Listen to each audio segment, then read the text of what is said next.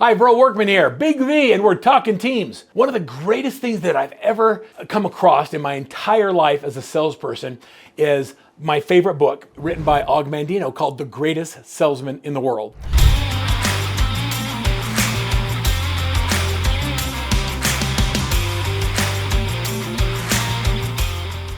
Now, when I was in high school, I was actually in the Deca Club in high school. I know you're thinking, oh, Deca Club, what a dork. Well, I loved it, and it was a place that saved me. I was able to learn how to be a great salesman. I had competitions where I competed against other schools, and I got to learn how to do sales manager meetings and to do sales rep presentations and to do general marketing. Well, I remember my Deca Club teacher exposing me to some books. One was Tom Hopkins' How to Master the Art of Selling, and another was this book by Mandino, The Greatest Salesman in the World. And I had read it, and I had read it several times, and it's a story about a young man who goes on a journey, and he wants to find a mentor that will help him become the greatest salesman in the world.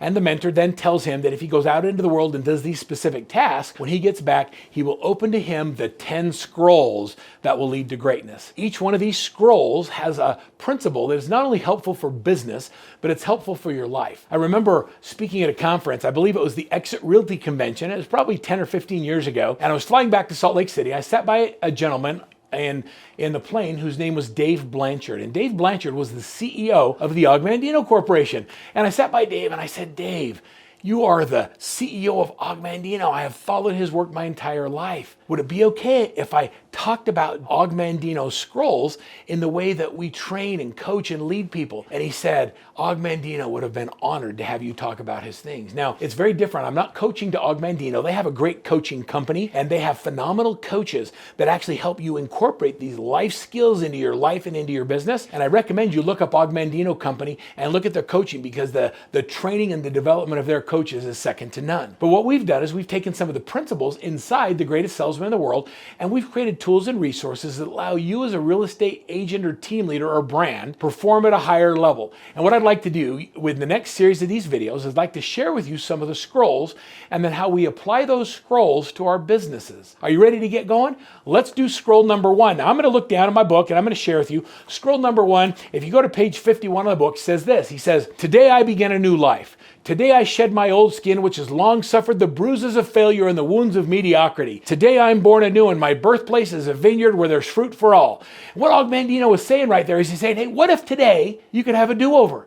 Is there anybody here watching this video that would like to just look back at their life and pick a few things and say, can I scrap that and just have a do-over? Well, he's giving you permission to shed your old skin, which has long suffered the bruises of failure and the wounds of mediocrity, and say, today I start fresh. I think it's so cool. On the very next page, page 52, he says, "The career I have chosen is laden with opportunity, yet it's fraught with heartbreak and despair. And the bodies of those who have piled up on top of each other would cast a shadow down upon the pyramids." You know, he could have just said right there, he could have just said, so I think I'm going to be a real estate agent. Because most people that come into this business don't succeed. They actually fail. There's a high likelihood that just because you're licensed, you're not going to succeed. But he goes on to say, but I will not fail, because I now hold in my hands these charts that will guide me through the perilous waters. He says that failure will no longer be my payment for struggle. I love the words, and I know that when Mandino wrote this book in one night, it was an inspired version of himself. He was looking for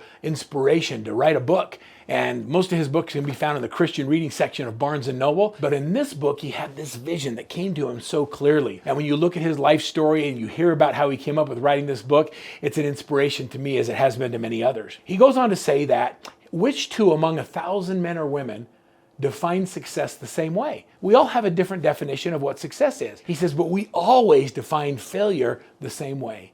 Failure is a man or woman's inability to achieve their goals in business and in life, no matter what they are. So think about that.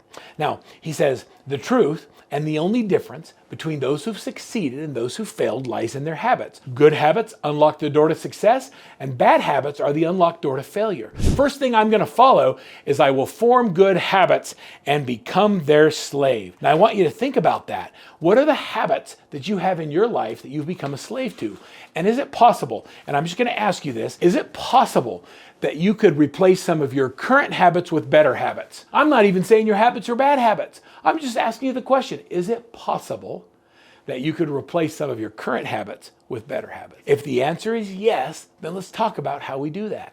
You've heard that Repetition is the mother of mastery. In the book Outliers, Malcolm Gladwell talks about how you have to have 10,000 attempts at something in order to become a true expert at it. What are the things that you're doing repetitiously that are creating your habits? How many of you have a routine every day? You get up every day, and I'd love you to use the chat box. Let's talk about some of the habits you have in your life. How many of you get up every day and you have the same things? What are some of the things that are in your daily routine? I get up every morning and have a coffee. For me, it's a 5-hour energy. Other people might get up and they say, I read in my scriptures, or I have a personal prayer, or I go for a walk, or I have breakfast with my spouse. Some people like to have a great workout. Whatever that is, what are your habits that you have every single day? Now let me ask, what are your success habits? What are the books that you read? What are the podcasts you listen to? What are the YouTube videos besides these that you're watching? What are the things that are your habits?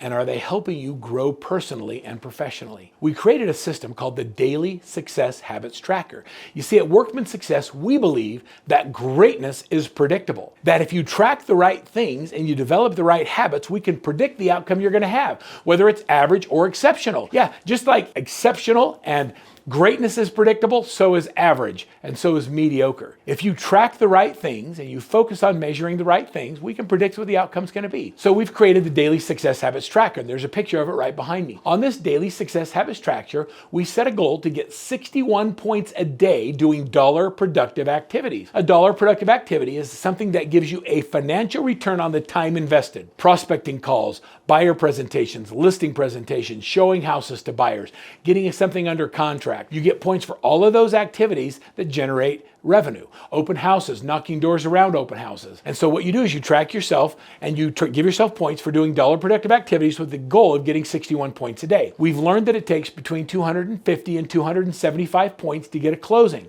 So we know that every time you want to get a closing, just do the activities. Greatness is predictable. And if you use the daily success habits, you're going to be able to get a predictable outcome. So scroll number 1, today I begin a new life. We get to form new habits. I want all of you to just decide right now to download the Daily Success Habits Tracker. And yes, I'm going to give it to you free just for being here. And then start tracking. What did you do every single day? And are your habits in need of improvement? And if they are, then let's work every day at just getting a little bit better. Stay tuned for scroll number 2 because that's coming next.